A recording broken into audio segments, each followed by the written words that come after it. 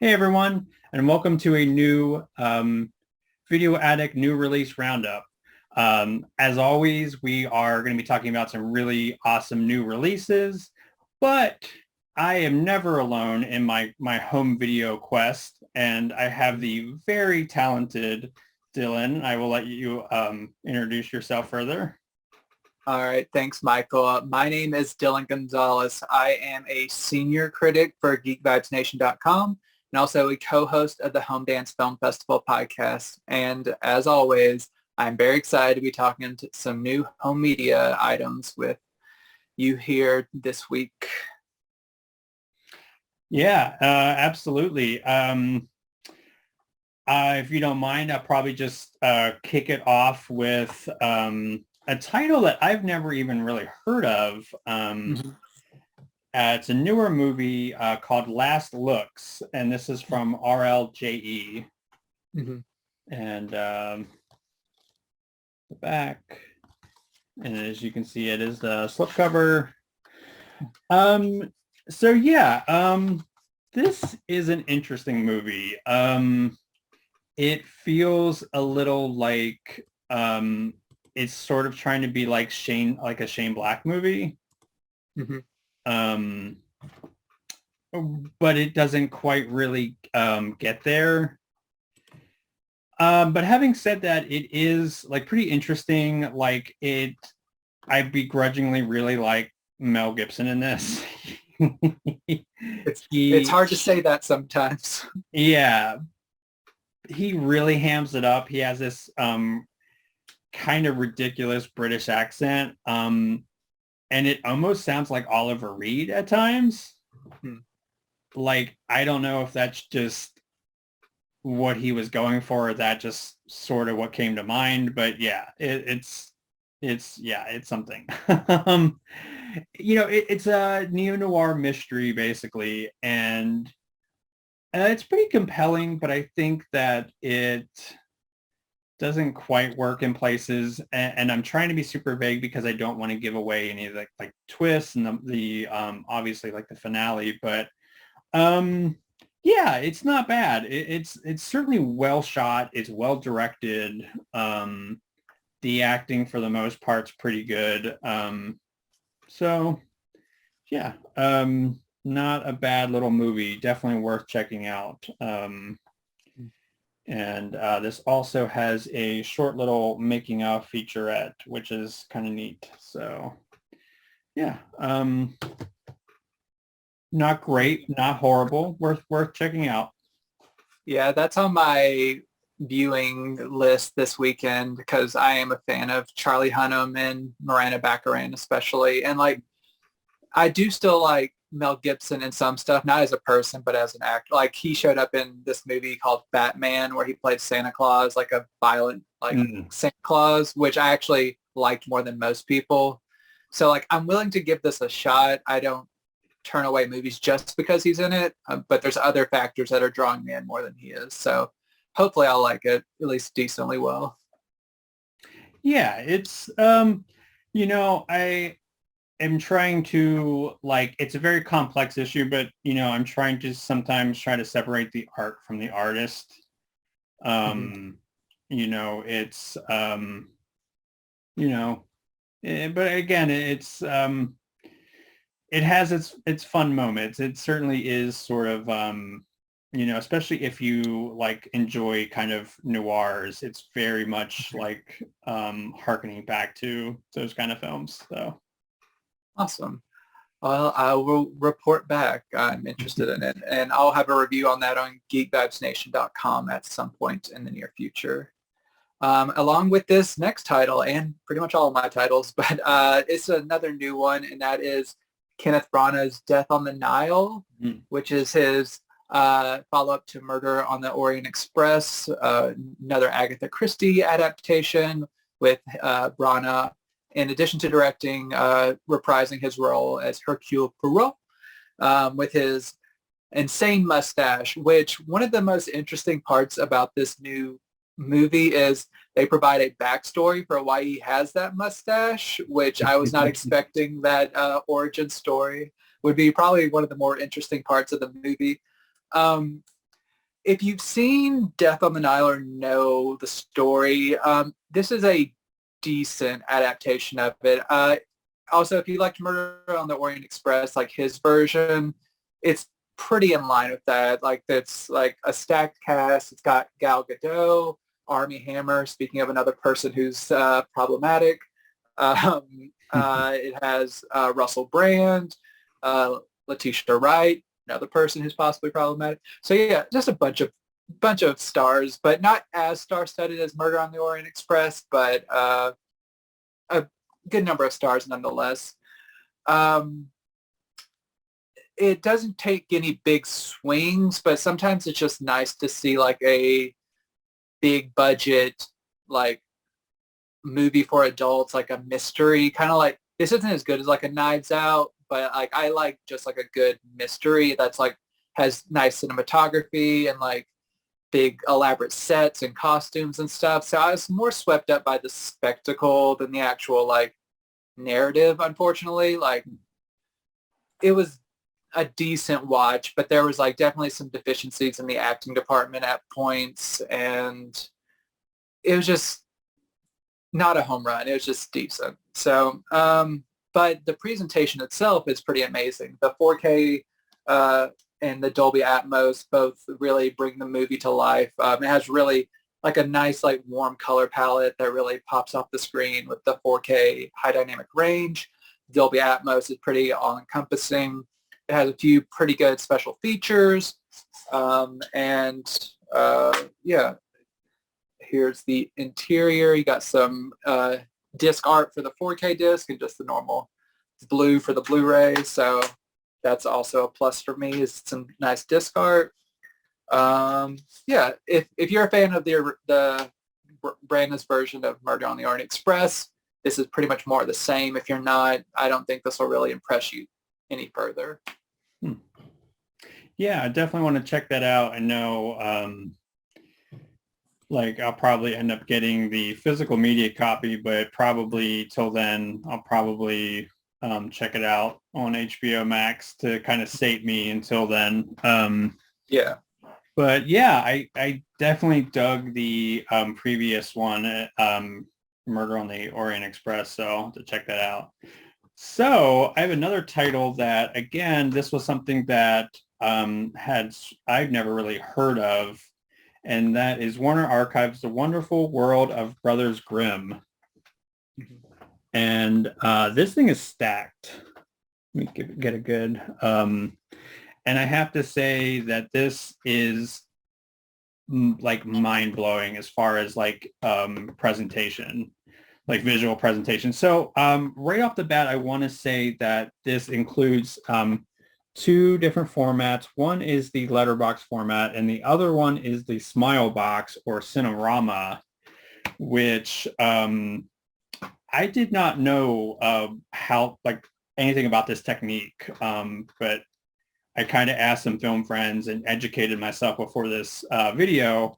So apparently the Cinerama was taking three projectors and projecting like a wide kind of, and then like it's kind of curved like a smile. So that's like why they call it smile box. Given how extremely beautiful this looks, and I did watch it in the smile box edition just to get the kind of full effect. It looks so rich in like depth and field and color that it almost felt 3D, even though it's not. Mm-hmm. If that makes sense. Like it was like that crisp and clean and clear. Like Warner Archive always sets the bar so high, and this absolutely raises the bar on how great it looks. So if this is something that was like a childhood favorite or something, or you just kind of like movies that are like a little more fantastical, what's kind of interesting is, real quick, I'll just say the movie is about the origin story of the Brothers Grimm collecting folk tales, but then they cleverly weave in the tales that they're telling as sort of like a pseudo anthology. of sorts. Yeah. And yeah, it's got a great cast. Jim Backus, Barbara Eden, Lawrence Harvey, just a ton of really good actors. And it's yeah, again, it's like it's incredible just how wonderful it looks, and the special features are really incredible, and makes a really nice sort of companion piece to this. So yeah, this it's there's another Warner Archive title that I think slightly tops it as far as like the level of like work that was being done in the restoration, but this is fantastic, and I can't recommend it enough. It's really awesome. Yeah, that's one that I'm really excited to get to. Like this week, I've been slammed with the titles I'm talking about. This week, I did a lot of multi-film sets, so I haven't been able to get to that one yet. But I am super excited because I know they've been working on this for such a long time, and like this is one of like the most extensive restoration projects they've like undertaken, and just to have both like aspect ratios, and like they really went above and beyond with the special features. And if I'm guessing as to what title you may be referring to, I would think it's probably The Curse of Frankenstein. Am I right? No, this is actually, so this is a title that I'm going to be talking about later, but Oh, so like as far as like this is maybe the best I've ever seen a Warner Archive title look, full stop. The other title that I'm going to be talking about is I've seen it look in horrible shape, and I've never seen it quite look this good. So I was like very impressed with the other, but I'll get to that. But yeah, it's that's cool to know that it was such a huge undertaking, because you really can tell that a lot of love and time and a lot of resources. The one thing that I kind of want to stress is, and I promise I won't go on a long rant, but like you know, I've talked to people that restore these films, and they spend like hundreds of hours of like their time to just, you know, pour over every little frame by frame to get it looking this gorgeous. And I feel like people just kind of think that they run it through a machine and bing, bam, boom, it looks great.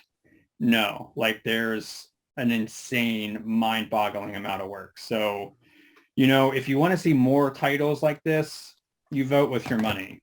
That's all I'm saying. yeah. I think it's a testament to the Warner Archive that I can think of several all-timer presentations that Yeah. that we could have been talking about. So I was like, is it this one? Is it this one? So oh yeah, the bench is so high for Warner Archive. So yeah. Another impressive restoration that I want to bring up, probably a title that also isn't even as well known as that one, is this documentary from the 80s called Say Amen Somebody, from Kino Classics and the Milestone Collection. This is a documentary about like gospel singers, and show the inside there. I had not really heard of this before seeing Kino announce this title, but I did really enjoy. I love documentaries. I'm a big documentary fan, and just delving into the like these like pockets, like these worlds that I don't know as well. Like I am not a particularly religious person, but I can really get into like people who like sing like spiritualism and like gospel singers and stuff. Like I don't distance myself from a subject just because I'm not in that world.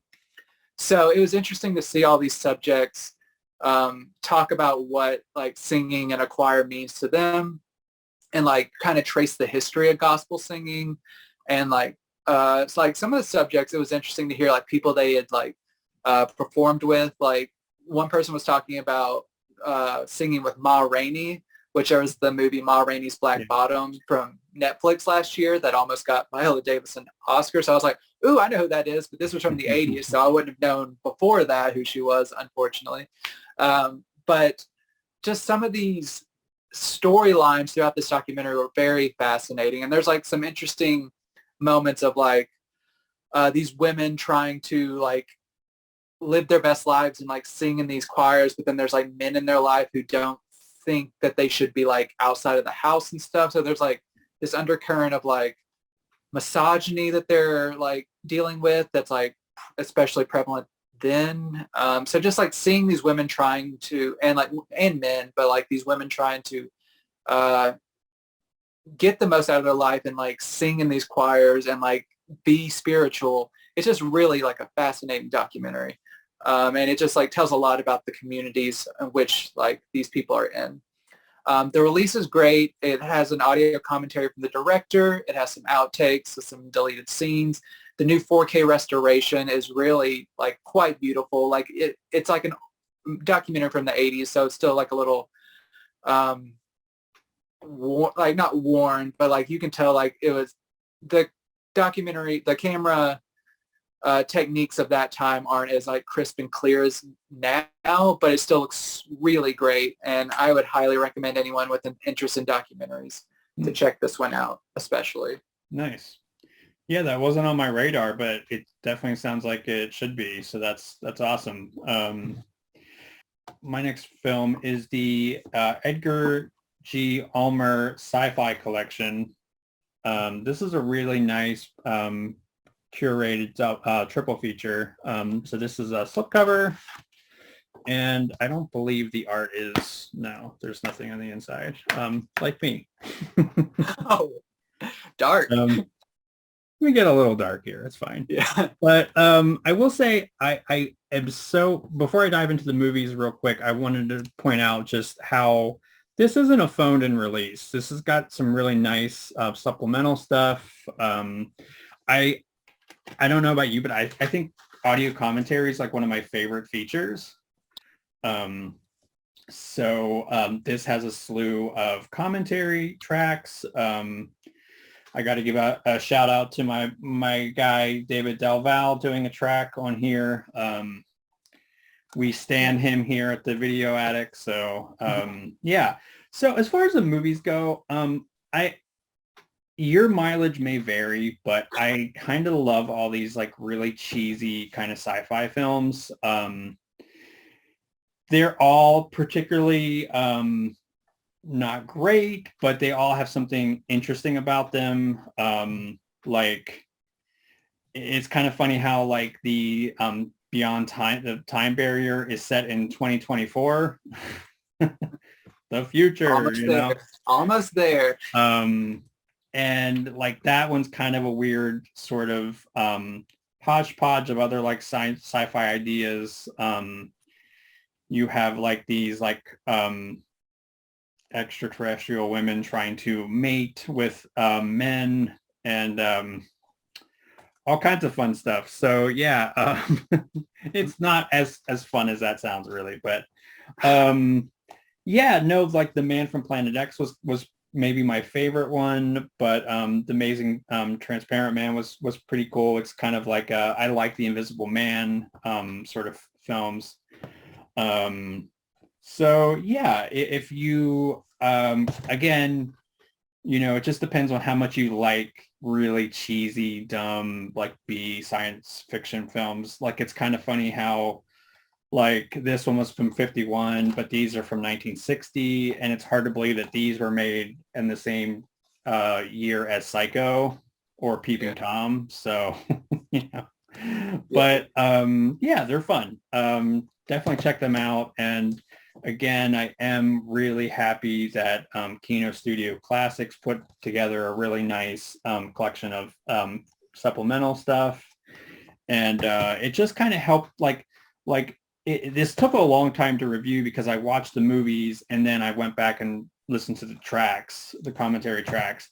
But it did give me a better appreciation for them. So when I go back and watch them again, I can be like, yeah, that's kind of cool, and I didn't pick up on certain things. So that's like any good historical commentary track will help you definitely appreciate the film a little bit more. So yeah.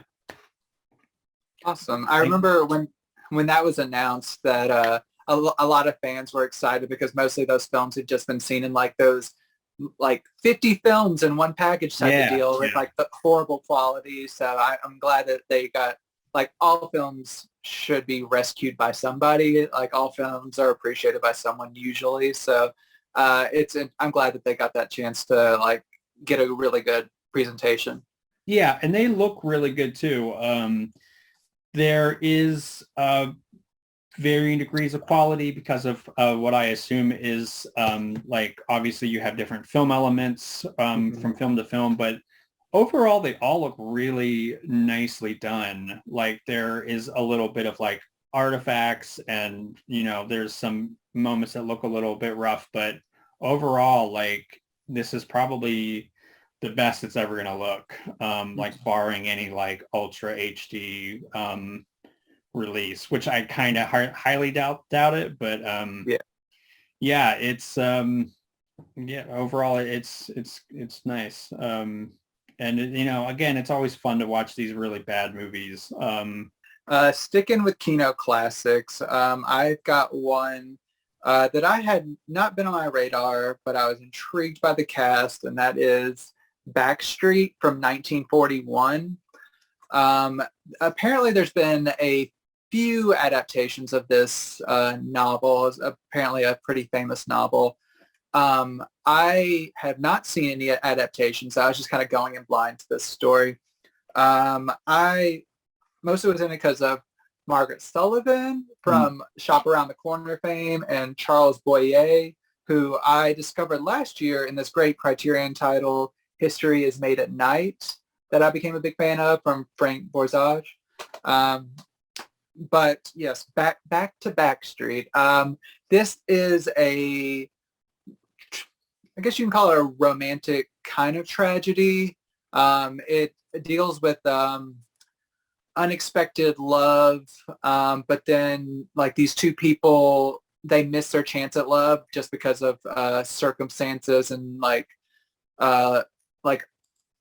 it's very like frustrating at times, like how close they get to being with one another, but then like just circumstances work out that they cannot.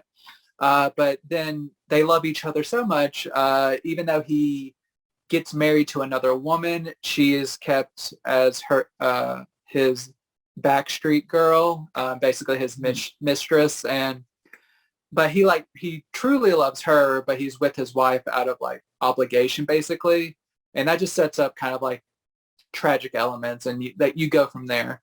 And I won't spoil what happens, but I did like this movie. There, like I said, there are frustrating elements because you're just like, oh, if you could just like be together, like you two, you love each other, it's obvious, but like there's just these things. So it's like, as a viewer, it gets you invested, like you do care about them. So that's good that I felt something at least.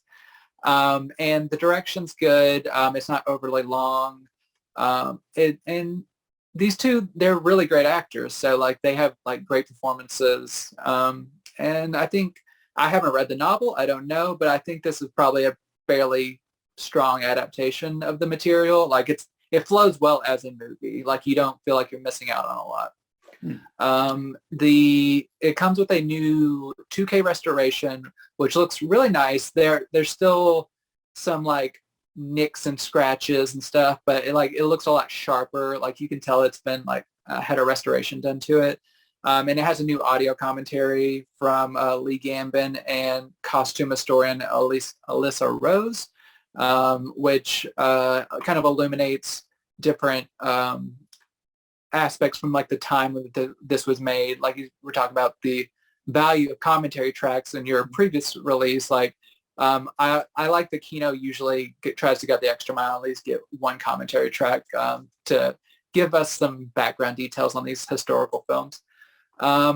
Yeah, overall, if you like kind of like the romance tinge with like sadness or tragedy, I mean, this is a good one. I enjoyed it. And yeah, not much more can be said, really.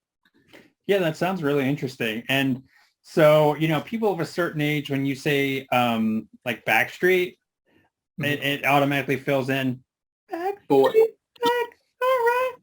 Yeah. It's not about them. Not about them. Oh wow. I don't even know if that's qualified as singing. whatever In I my just heart, did. in my heart, it was. Yeah, thank you. So I think that's such a cool sort of segue into what you were saying about how your film is like a sort of tragic romance. And this is kind of like that too. This is the 4K presentation of Billy Wilder's The Apartment from Steno, yeah. New company, Kino Studio Classics, and comes with this lovely slipcover. And now I will point out what's really nice is with some of these newer batches of the Kino 4K titles is we are also now getting a Blu-ray, not just the 4K disc. And so I just wanted to point that out, which is really nice. That is also the case with the second 4K title that I'm going to be talking about. Yeah, this has some really nice features that you can see there. This is kind of cool because I'm a huge Billy Wilder fan, but this is a big one that had sort of that I had never really seen before until now. So, it definitely is a rom-com, but it is very kind of bleak at times.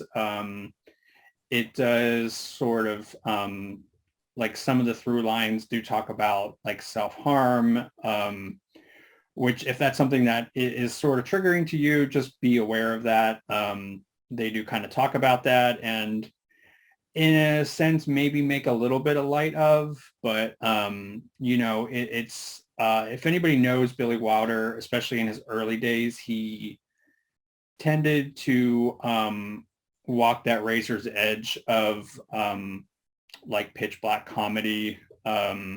It's certainly not something that's maybe as sort of lighthearted as like Some Like It Hot, even though that movie opens up with like people being gunned down. But it's it's really something. I showed this to my husband. We watched it last night and he was like, yeah, that was good, but it was kind of dark. So be aware of that. But if you are a big Wilder fan, you'll understand that it's, it ends nicely. Like it's not, I don't think it's particularly bleak, even though it does deal with troubling subject matter and also just seeing, so this was also 1960 and it's gender politics are of its time, not to excuse it, but it is, yeah, that's all I'll say. It's just of its time for certain things that, for better or worse. But yeah, it's good. It's a Billy Wilder film. It's, considered a classic and it looks fantastic. Again, full disclosure, this is the first time watching it, but it was like pristine looking. It's like the black and white is very well contrasted. There's a lot of, great clarity and depth and field. Wasn't a lot of grain that has been like smoothed out really nicely. So yeah, it's the total package. So I know Arrow put out a Blu-ray edition. So if you're like wanting, an upgrade, this is definitely it. And it definitely does have some really good stuff on it. So highly recommended. Awesome. Yes, I do have that Arrow edition, but it's probably a common refrain that people are used to by now. I haven't gotten to it yet, so I'm already to a new format, and that happens. But what are you going to do? But I love Arrow. And speaking of Arrow, I'll just jump into my next title. I had the pleasure of checking out Arrow's edition of Donnie Darko on 4K. Which I'm sure this is a title that is not unfamiliar to a large part of our audience, but I'll just quickly say stars Jake Gyllenhaal, and he plays the titular Donnie Darko, who is he has like a ticking clock, and he believes that like it is counting down to the end of the world, and he's been having like he's going to therapy and he's having visions, and he's like talks to this giant bunny rabbit named Frank, and there's just a lot of weirdness surrounding him, and there's like stuff with like wormholes and time stuff, and it's pretty interesting stuff. Here's the opposite cover art. So yeah, this is a title that I first became aware of like in my youth. I think everyone of a certain age, like in the early 2000s, discovered this one on DVD, and just it became like a cult hit, and just kept getting bigger and bigger. And I, for one, really like the movie. I've watched it numerous times over the years, and finally getting to watch this like new 4K restoration, like in Dolby Vision 4K, like the best it's ever looked by far. And the thing I like, I showed you 2 discs. What that represents is this includes 2 cuts of the movie. One's a theatrical cut, one's a director's cut from Richard Kelly. Both look amazing. This being an era release, it is packed with special features. You can see it a little bit on here, but I would just say probably the standouts are an 85-minute like production, not a production diary, because there's also a 53-minute production diary, but there's like a 85-minute like basically breakdown of the story, and like interviews from the cast and crew and stuff, whereas the production diary is more like on the set, and like learning how the movie was made. And then there's tons of other special features and interviews with like Richard Kelly, some of the cast members. There's like 2 audio commentaries for the theatrical cut, I believe, one with Richard and Jake Gyllenhaal, and then one with Richard and like 6 or 7 of the cast members, including Mary McDonnell, Drew Barrymore. There's also a audio commentary on the director's cut with Richard Kelly and director Kevin Smith, not director of this movie, but director in general. And I love Kevin, and I always love his insights in the movie. And he's a fanboy at heart like us, so he asks a lot of the questions that you would want to ask the director of a movie like this. So that's a lot of fun. Yet this is the standard edition of the film. This isn't like have the fancy book and everything, which the limited edition comes with, which is also still available. So if you're a huge fan, you might want to spring like just a couple extra dollars. I think I price checked it. You can get like the nice hardbound like exterior in the book, but if you're wanting just like a nice like black case, just not taking up a lot of space, this standard edition, yes, I changed around my cover art right in the middle, it's really quite something. Like the content itself is really great. So no matter which version you choose to pick up, it's a amazing release for this movie. That's like a lot of fun to revisit. It's definitely one that you'd love to like pick up new things on the more you watch it. Yeah, I do have well, it's way over there, but I do have like the last limited edition, which like comes in the case and so I'm definitely going to have to upgrade to that. That sounds awesome. So my next release is kind of what I was talking about earlier with Warner Archive, which was like such an amazing restoration, and that is a 1937 version of A Star is Born. And there is the back with the features. And so this is a movie that I've seen a bunch of times. I think it's really underrated in terms of the other Star is Born franchise, I guess. Kind of weird to say. Adaptations. Yeah. But it is kind of a franchise, I guess, too. But yeah, so so this is from 1937, and it's very early color.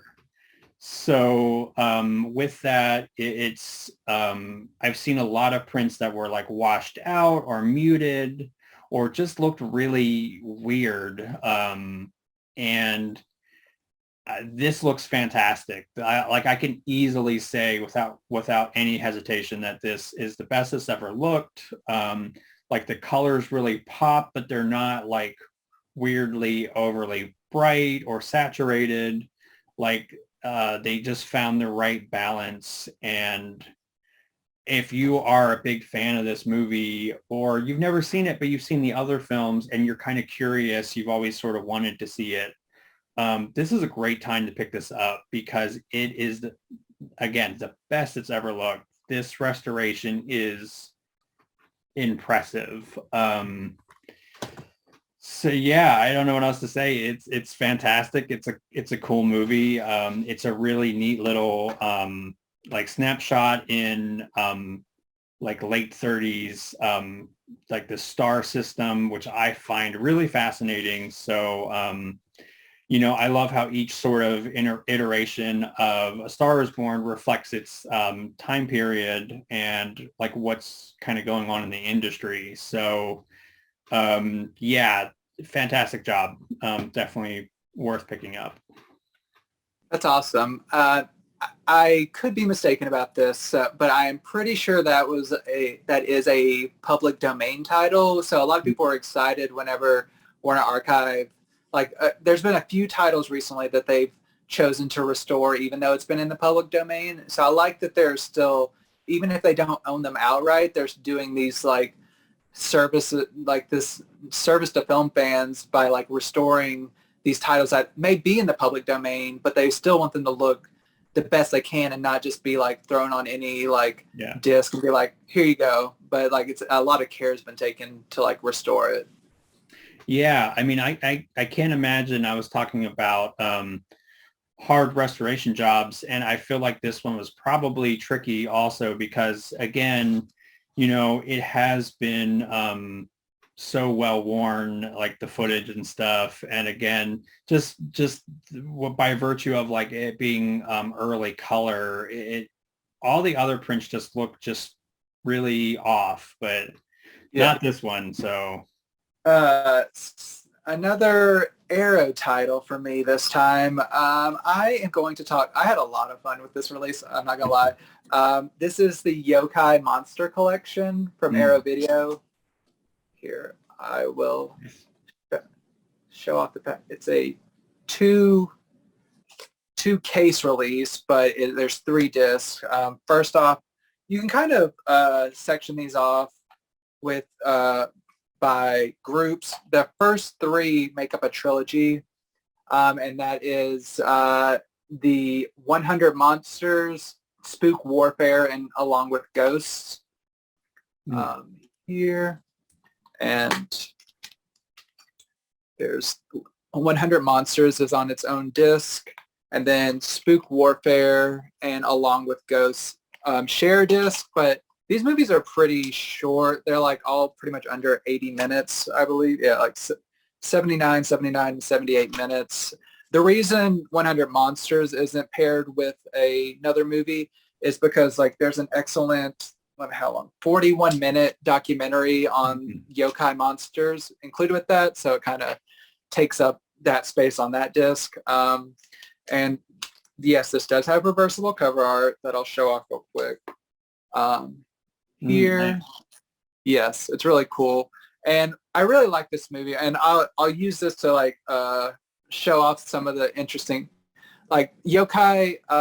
Even the people in the special features sometimes go have different interpretations of what yokai are, but basically they're spirits or monster that are from Japanese folklore basically.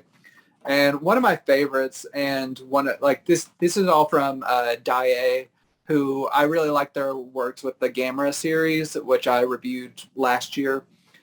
There's a lot of really cool special effects within here. There's this bent neck lady, it's kind of snake neck, and there's some cool special effects with you see it in shadow sometimes, her neck extending, but then you also see it in reality.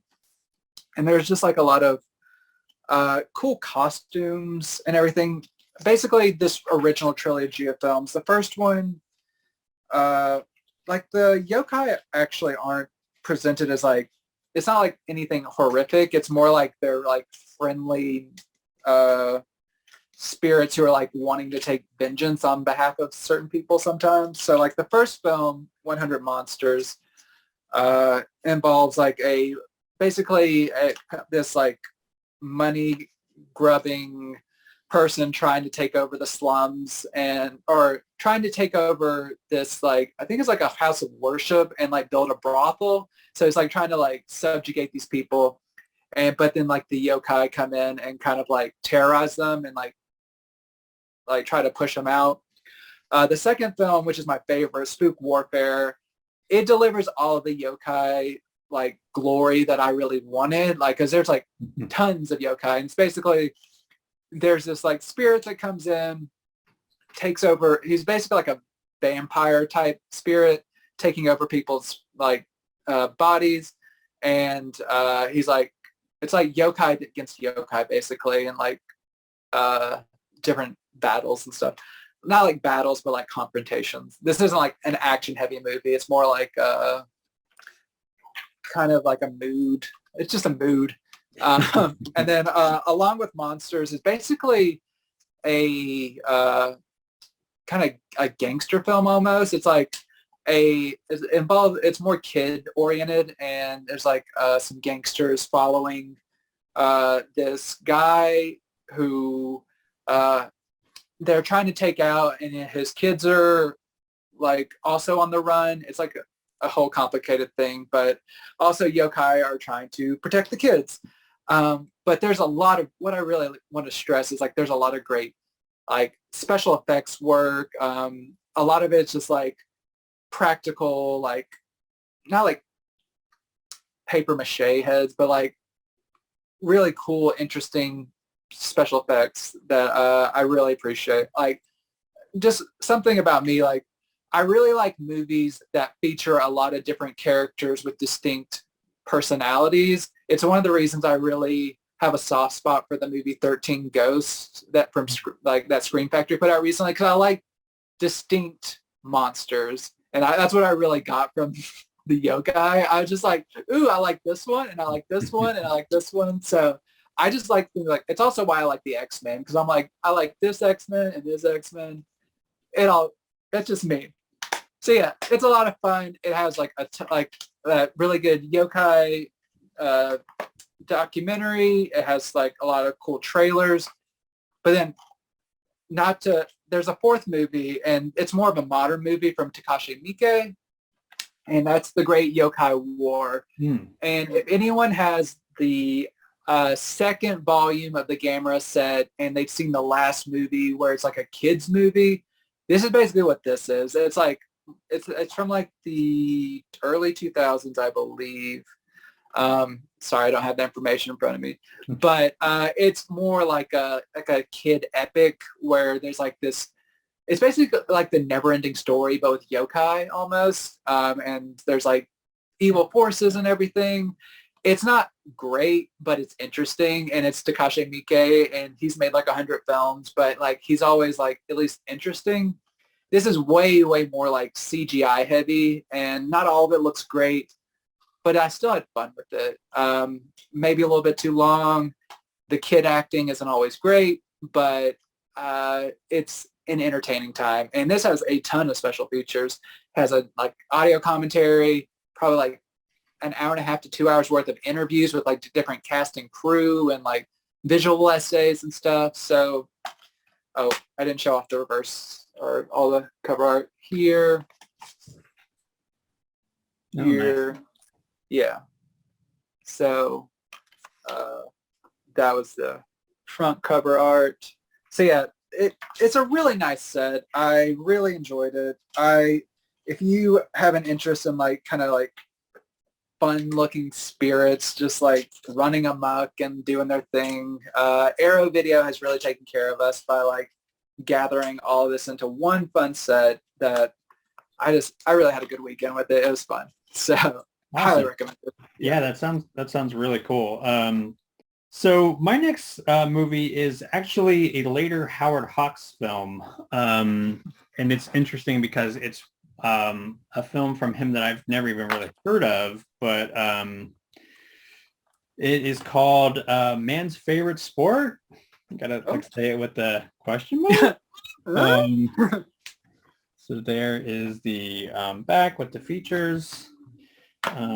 No reversible art, but yeah, I have to say that it was fine. It's kind of a very, I've heard it described as a remake of Hawk's film Bringing Up Baby. Although I will say that the similarities are very light. I wouldn't have really necessarily saw it as a remake of that film, but it's pretty charming. It's very old fashioned for 1964. There are some really funny bits. Rock Hudson gets to kind of show off his physical comedy range, which I liked. I will say that it's 2 hours long and it does not need to be. The pacing really throws it off, and there's like this really cringy, like never ending seemingly joke that kind of relies on Native American stereotyping, which is, not great. Yeah. And also it's not funny and it's very cringy, but it's not like just a one and done joke. It's kind of like threaded throughout the entire movie. So like it or not, it's kind of there. But if you're somebody that likes, these kind of movies, especially if, I don't think they're as good as the Rock Hudson, Doris Day kind of films, but they sort of reminded me of that same sort of, I guess, like what the 60s interpretation of like a 40s screwball comedy. And I mean, that's very fitting because, Hawks is among the handful of directors that kind of pioneered and revolutionized the screwball comedy. So yeah, it's all right. For completists, it's nice to have this. I know Universal had, I guess, re-released this earlier, but by all accounts, this looks nicer. The colors really pop. It is like very, very colorful, like 60s film. The colors aren't like overly bright or saturated, nor are they like dull. Again, they find a really nice balance. The commentary track does kind of help put it into some nice perspective. So it's just, I found it personally to be kind of tedious, but it is a nice overall release. So if you enjoy the film or you think that might be something up your alley, they definitely give it a nice treatment, even though it didn't necessarily connect with me. So yeah, I'm intrigued just by the talent involved. Like I'm going into it knowing that it probably won't be great, but I still have to know. I have to know. Yeah, and it's not bad. I just so wish that maybe 20 or 30 minutes could have been like cut, and because the chemistry is great, and Rock Hudson really, I do love when he was able to do more like physical comedy, like something that kind of like, you could easily see this as like the Cary Grant character. So yeah, it's fine. Nice. All right. I'm going to break my next one up into two sections. So this is my final week for people who have been watching along. This is my final week of covering the Shawscope Volume 1. Dun, dun, dun. Yeah. Yes. Finally watched the last 5 films, and like I love these films. It might be a bit much to like binge watch all of these like I have, but I think that if you take your time with these, you'll have a lot of fun. I will pick up where I left off with Chinatown Kid, which I found to be fairly interesting. It's one of the few films in the set that's more contemporary, which for this time is the 1970s. It is about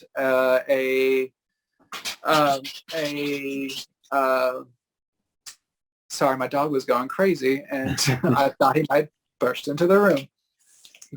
It is about a young man who comes to the city to work with his uncle, and he gets mixed up with like this crime world, and things happen from there. It's just like the typical like big getting swept up in like the big city type of premise, and there's some good there actually is some good like fighting in it that the Shaw brothers are known for. But it's not their best effort, but it's pretty decent. For this one, they have a 2K restoration, and they include two versions. They include an international version and then like an alternate version, which actually has about like a 20 or 30-minute difference. But I watched the longer international version, and I thought it was pretty decent. And it also comes with an audio commentary. I'll do one more for now, and that is the Five Venoms. And this one I really like, kind of similar to why I liked some of the Yokai movies. The Five Avengers, or no, Five Venoms, sorry. They all are like masked fighters with like different fighting styles, and there's like mine's going blank, but there's stuff like the snake, and like there's like 5 different like disciplines basically, and they all can do different cool things. But what I like about this one is there's like a underlying mystery to the movie, because no one really knows who's beneath the mask, and there's like this story where they're like the people within the story, you're trying to guess who might be one of the 5 Venoms, and there's like it's a surprise to even the people within the group because they don't know each other. So there's like tales of like, it deals with like revenge and like double crosses and stuff, but then there's also like these cool fighting styles that you get to see like face off against one another that really worked for me narratively. I really enjoyed it. And for that one, it's a new 2K scan. There's a commentary, there's some good interviews, and some featurettes that really flesh out the disc really nicely, and I really enjoyed it. Nice. Yeah, that sounds awesome. It's such a great set. Like it's really hard for me, I guess personally, to pick like what I think is my favorite, but I would even be down for, and let us know in the comments, but maybe we could do like a retrospective on the box set and talk about our personal favorites. If y'all want to see something like that, let us know. I sure. Certainly, I don't mind talking more about this Shawscope set because I think it's beautiful, and I think that it is such an amazing curated collection. So I am always down for more Shaw Brothers in general, really. But my last film is one that has been hotly anticipated and is finally here, and that is Eastern Promises on 4K. Mm-hmm. And there's the back, and slipcover as always. And again, this also has a Blu-ray and a 4K disc. So if you only have Blu-ray for now, but you're thinking that you want to get 4K later, this definitely like has you covered. So this was another film that I had never seen before, and it was like one of my big sort of like blind spots, but it really is fantastic. It definitely, I can see why people say it makes like a nice companion piece with A History of Violence. both in kind of like mood and tone, and obviously both Cronenberg. And yeah, it's like very bleak, very heavy subject matter, but it is enthralling and interesting. And there were definitely moments that like I like, I don't know if you ever do this, but like you're like gripping your seat and you don't really realize it in Yeah. the moment. Like that's totally one of these movies, with that. So yeah, it's fun. It's not like a light comedy, obviously. It's very dark and but it is fascinating. There's some really great twists. Vigo has a naked fight scene that is really wild and is a whole thing. But we're at the Video Attic. We are here for it. So Yeah, had absolutely. had you seen this before? Um, Once again, I was just looking over. I was like, what format do I own this on that I haven't watched it on yet? And I looked, and it's HD DVD. That tells you something. Oh, That wow. the failed HD DVD format, I have that over here on my shelf. And once again, have not gotten to it yet. I often get it mixed up in my mind with A History of Violence, which I know I've seen that. And I was just like, no, that's Eastern Promises. Okay, that's the one coming out. And I have wanted to see it for so long, and I need to see it. Yeah, I'm glad I finally got to see it, and it looks fantastic. This was supervised by the cinematographer, the restoration it is. So it's the color grading was supervised. So I always love when they're able to bring in the cinematographer to let them sort of have the input for like the film that they shot, and that shows you the quality that you're getting with this. So if you do already own it, it's definitely worth an upgrade. And if you've, like me, you slept on it, yeah, it's great. It's definitely as good as everybody says it is. So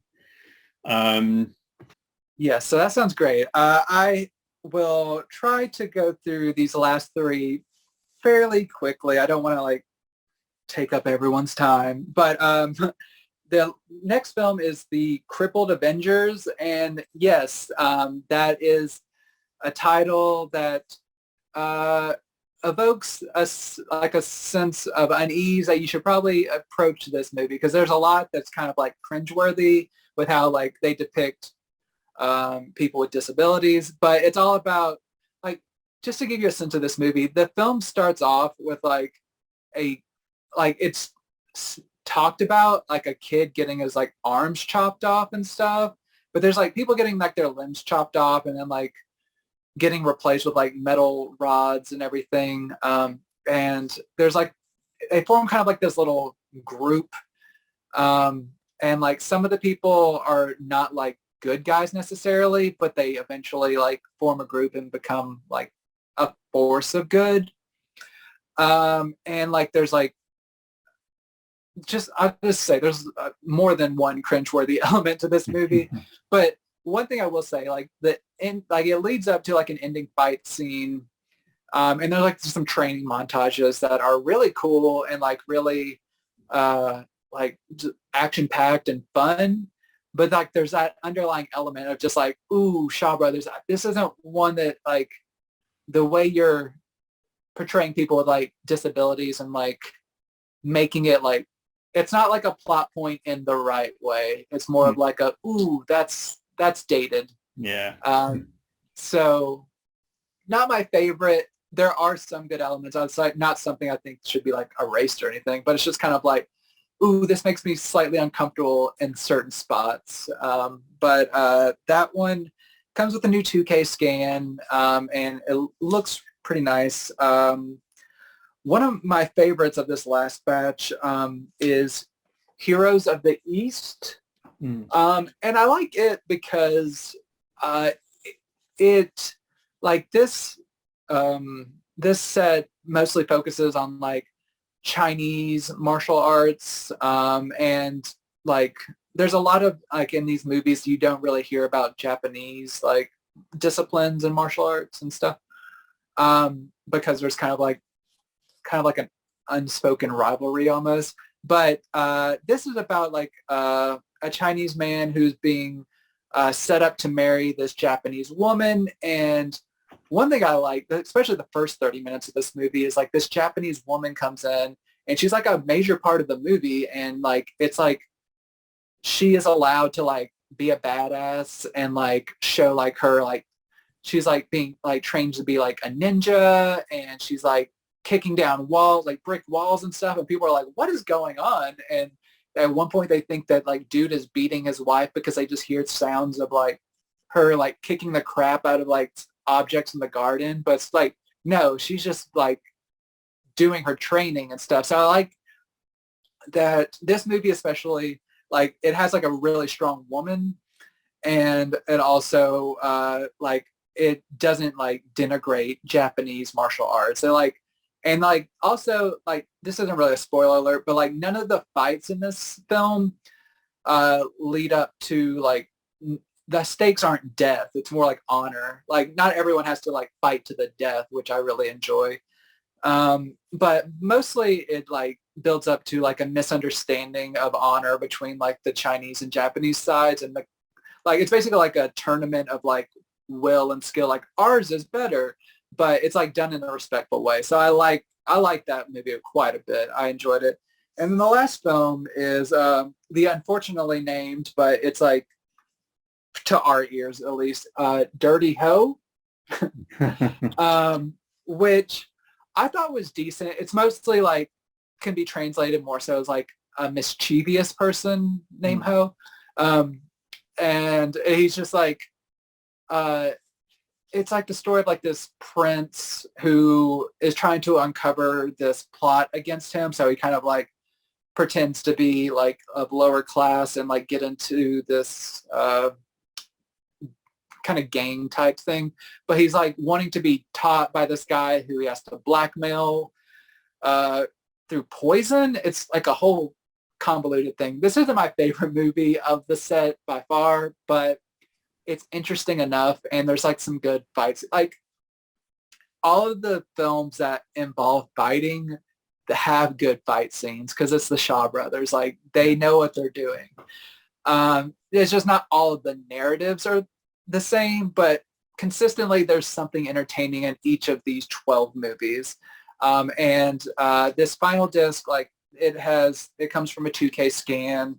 And I know you went over this on your unboxing, but there's also like a disc with music from the movie and another one from the movies. So altogether, like I've had a really fun journey with this. I would recommend taking a little bit more time than I did, maybe spread it out a little bit. But as a set as a whole, it's one you want to own if you're like interested in like Kung Fu films or Shaw Brothers films in any sort. Like it's just a really great collection.